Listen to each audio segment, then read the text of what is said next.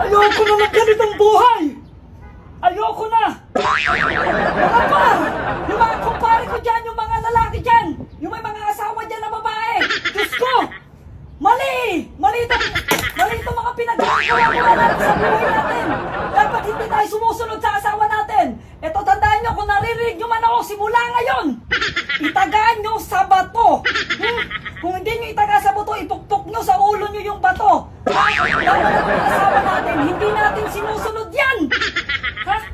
Hindi natin sinusunod. Dapat yung mga sahod natin sa atin lang. Ayaw nagpapakahirap tapos sila ang magkiklaim. Sa kanila ibibigay, ay hindi pwede yan. Dapat baguhin na yung mga rules na kanyang buhay. At saka isa pa. Di ba sabi ni Lord, magpapasakop ang mga babae sa lalaki? Dapat ganon. Dapat di natin sinusunod. Kung mag-inom tayo. Hindi tayo pwede magsabi ka sa asawa natin ang mapalang tayo. Dapat tayo, ano pa silbi ng mga tatu-tatu natin mga parikoy? Makinig kayo sa nararamdaman ko. Ha? Kasi nakakabuisit na yung mga ganyang asawa na yan. Ha? Kung may asawa kayo, dapat kayo ang mga masunod. Yung mga lalaki, yung mga babae, dapat yan ang inuutos-utusan natin. Kasi nagsasakot sila sa atin. Ganun yun, ayun ang sabi ni Lord. Kaya kayo, kung nakikinig kayo sa akin mga lalaki dyan, simula ngayon, makinig kayo, itaga nyo to sa bato. Ha? Kayo ang susundin ng mga asawa nyo at hindi tayo ang susunod sa kanila, lalo na yung mga sahod natin. Naintindihan nyo? Nak ng dipuman na yan. Yung mga asawa natin, ha? Dapat yan sinusunod natin. Ha? Kung narinig ko kung mga lalaki kayo, ha? Yung mga sahod nyo, pagtapos, tuwing 15, ibigay agad. Bakit hindi? Sinasabihan ko lang yung mga kumpare ko, pangararinig nila ko yung mga kapitbahay natin dyan, mga kumpare ko yun eh. Kaya ha, sabihin nyo sa mga asawa nyo, ha, konti-kontian lang naman yung utos sa inyo. Siyempre, Kanina pa kita naririnig, tapos ngayon babawiin mo yung mga sinabi mo? Ano ba sinasabi ko? Sabi mo nga, wag magpapasakop eh. Ano wag papasakop? Marinig mo! Ano ka ba namang sinabi ko? Pag nagpasakop sila, dapat yung mga asawa namin ang masunod. Yung mga lalaki, utos-utosan lang yan. Pagdating ng sahod namin tuwing 15 katapusan, bigay agad sa asawa.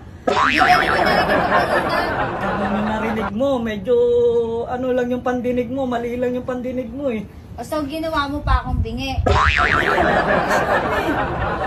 Kanina pa ako nandito sa likod mo, naririnig ko lahat eh. Tapos nung nakita mo na ako, biglang nagbago yung statement mo, magiging... naman, kanina pa pala. Wala. Tinitignan ko lang yung ano. Are! Basta sundin nyo lang yung mga asawa natin ha. Tsaka ingay mo yung dito ng kapitbahay natin eh. Lagi ka nagsisigaw-sigaw eh. Nagsisigaw-sigaw, ngayon lang ako Tignan mo, inuna mo pa yung sigaw-sigaw, di ka nga naglinis, di ka pa nagwalis, di ka nga nag-ano ng mga tubig. Kanina ko pa, kanina nga, ang dami na. Paubos, tignan mo hanggang dun oh. Mahal yung tubig kanina, tupit. Ngayon, ayan na lang yung natira oh. Nagsain ka na ba? Nagsain na ako, lahat ginawa ko na, naglaba na ako. Oo. Pinatulog ko na yung anak mo. Oo. O yung pera, yung sinahod ko kahapon, nandun na rin. Kaya nagre-reklamo ka dito sa taas, pinaparinig mo Hindi sa ko buong pinaparinig. kapitbahay Pinaparinig ko natin. sa kanila na pagka ganyan, yung sistema ng buhay, makinig lang sa asawa para walang away. Kasi hindi ka nakikinig eh. Hindi ako makikinig. Mula first floor lang ka, fourth floor, nilinis ko, mahal. Nakikinig ka na tapos sasabihin mo sa kanila masama ako. Wala akong sinabing masama ka naman talaga. Wala akong sinabing masama ka. Sinabi ko, kung di kami susunod, kami yung masama sa asawa. Kasi minsan mo pag na-chismis ako ng kapitbahay natin na Chismis. kala mo lagi ka kinakawawa, minsan ka lang nang maglinis eh. Wala naman akong sinabing kinawawa ako Ay, eh. kanina pa nga ako nandito. Nagano pa ako bingi? Nagpahiring aid ka? Nung pag-hearing aid ka, guwi mo pa akong bingi ah. Kaya ano pa ang gagawin ko sa baba? Dito! Tapos na eh, ano pala Ayun yun yung mga agiw, alisin mo lang yung agiw. Tapos yung alikabok doon, punasan mo kasi pag may bisita nakakaya. Tapos eto, pag dikit mo doon, tanggalin mo yung salamin, alikabok no.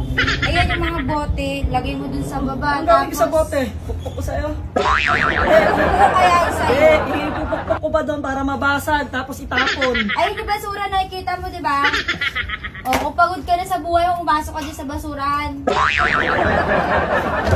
Pinakakit mo pa ako dito sa 4th floor para lang tignan kung naglilinis ka ba talaga. Tsaka di ka pa tapos yung bedsheet natin, laban mo, ang kapal-kapal nun, diba? Hindi ko kaya laban. Sige na, makapal na yung mukha mo.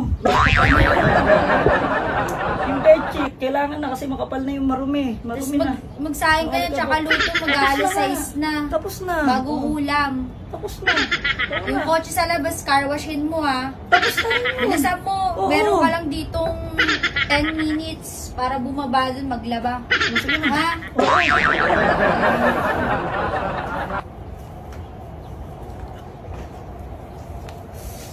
Nakakapit ko, nakakapit ko.